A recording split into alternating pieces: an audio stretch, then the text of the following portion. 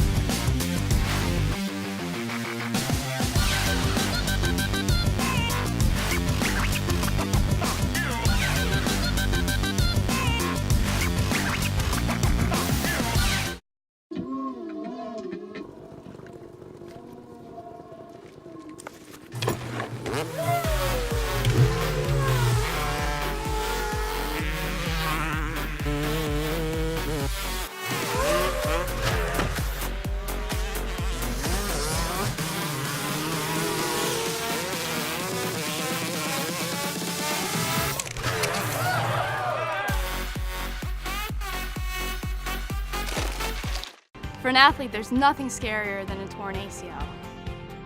Athletes trust us with their care and their careers because we're a recognized leader in sports medicine. Get back to your active life sooner with MedStar Sports Medicine. Wise Market's ice cream plant is based in Sunbury, Pennsylvania, and locally owned and operated. We've been making our ice cream for nearly 50 years. We create roughly 70 flavors of ice cream right now. We use local ingredients, especially our cream, which is from our milk plant. The cream is what gives our ice cream a rich and creamy texture. Now, together with our customers, we've created a product called Peanut Butter Indulgence, which will be coming out this summer. It's a peanut butter ice cream with sea salt caramel swirl, chocolate-covered pretzel. How could you go wrong with that? Personally, I love our ice cream. If you come to our house at any given time, you'll find at least 5 packets of ice cream in our freezer. Our kids grew up eating Wise quality ice cream, and now we get to treat our grandchildren to it. It's been a pleasure for me to be tasting ice cream for over 40 years for Wise Markets, and I'm loving every minute of it. Welcome, fans, to another edition of the Tiger Football Report presented by the Green Turtle. I'm your host, Spiro Morekas, along with the head football coach of the Tigers, Rob Ambrose. And, Coach, the Tigers head to Delaware this past weekend when what has become a rivalry, a true rivalry now. 12-8 lifetime Delaware leads, now 5 out of the last 9, but every game seems to come down to the wire. This one was no different.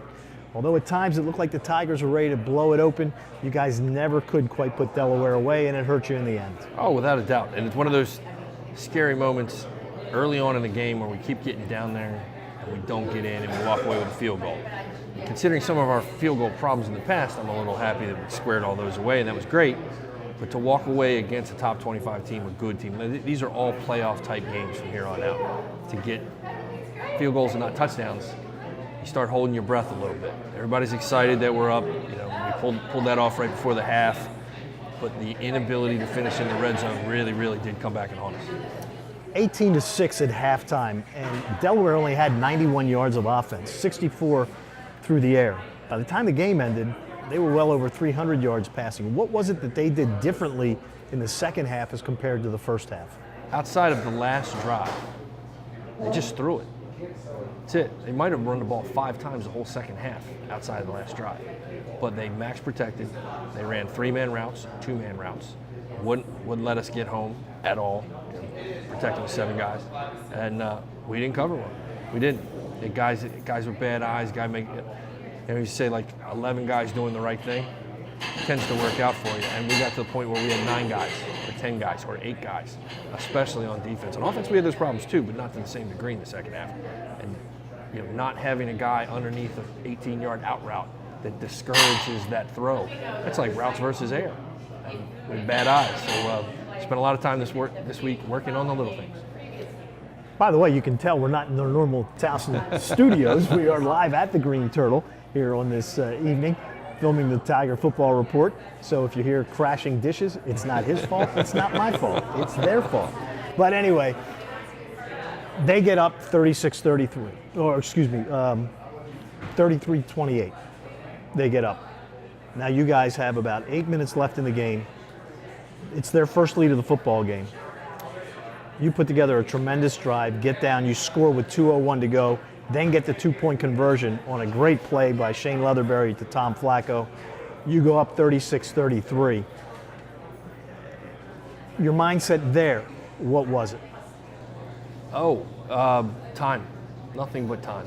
Because you decided to squib kick there Yes. instead of kicking the ball. And even we talked about it as we were driving. We were pretty confident we were going to score. And the run, actually the play call itself, the run play, I don't want to say it wasn't meant to be a touchdown. It's always kind of meant to be a touchdown. But it was one of those where we knew we would gain yards, but we really didn't think we would get in. And that's a good thing, especially in situations like that. It's managing the clock. So you're trying to score and keep running time off the clock. And for them, it wasn't so much yardage that would have been an enemy, it would have been time. And the goal would have, we got to the point where they were cutting down their timeouts a little bit. And we were only going to have so many left. So, no, we squib kicked it in the percentages that play takes more time off the clock on the regular than a standard kick. And if we would have got a hold of the kick completely, and it goes in the end zone, and they fair catch it while they get it on 25, no time runs off the clock. That's like giving them a free timeout. And they did return it to the 36-yard line, setting up a short field for them. But earlier, when you had squibbed it, you actually forced a turnover. Correct. So that's like right before the first snap. And we've actually gotten a lot better at this. That the squibbing of a kick, just for knowledge, tends to throw off the rhythm of the return.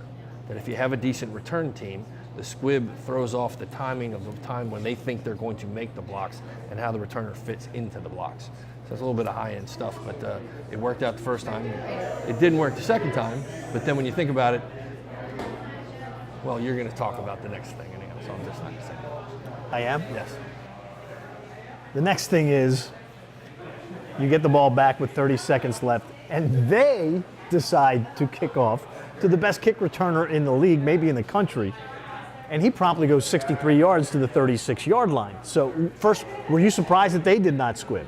Oh my gosh, yes. That we had actually talked about it, and the minute that the ball went in the air, I was smiling. Like I know that's kind of crazy that it's 30 seconds left to go in the game. We're down, and when the ball went in the air, I was smiling because I knew we were going to have a chance. And I will say that before the ball went in the air, Shane was standing back at the goal line, and he was basically pumping himself up like he knew he had a big run in him, and he did. Well, you guys lose. They're telling me to wrap it up, but I got to ask one more thing here. First loss in a while. First conference loss. Attitude going into this week. Going into the week? Yes. Coming out of the game all day Sunday and even a little bit on Monday. A little bit of licking wounds. That the guys have forgotten how to lose, which is not necessarily a bad thing. But we have to respond. And we had practice on Monday. We sat and talked in the circle before we did anything. I looked at about 7 different guys. I go, what's our record? 6-2. What's our record? 6-2. What's our record? 6-2. I go, just want to remind you that. We're 6-2. We're not 2-6. Everything we want, everything we talked about, everything we worked for is still within our grasp. We just need to take care of our business. All right, so the Tigers will take on Maine for homecoming this Saturday. Tune in later on this week, the Tiger Football Report, when the coach and I will talk about the matchup with the Maine Black Bears. So for the head coach of the Tigers, Rob Ambrose, I'm Spiro Morekas. Thanks for tuning in to the Tiger Football Report, and as always, go Tigers.